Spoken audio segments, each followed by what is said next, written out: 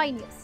అధ్యక్షుడు Donald Trump అంతర్జాతీయంగా యుద్ధాలను పరిష్కరిస్తున్నప్పటికీ ఆయన సొంత దేశంలో మాత్రం అంతర్గత యుద్ధం చెలరేగింది.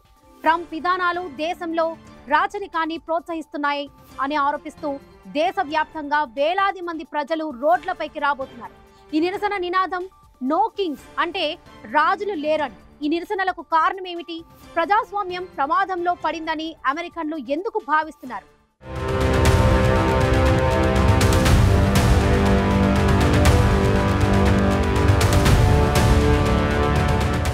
భస్మాసుర హస్తం అంటే మీకు తెలిసే ఉంటుంది. అయితే అమెరికా అధ్యక్షుడి తీరు ట్రంపాసుడిలా తయారైంది.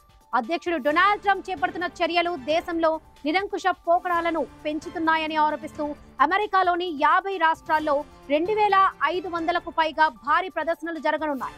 రాజధాని వాషింగ్టన్ డీసీలో అతిపెద్ద ర్యాలీ జరగనుంది.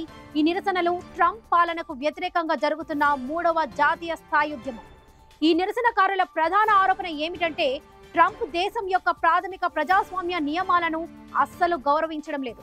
అధికార సమతుల్యత, మైనారిటీల హక్కులు, ముఖ్యంగా భావ ప్రకటన స్వేచ్ఛ వంటి వాటికి ముప్పు వాటిల్లుతుందని వారు భావిస్తున్నారు.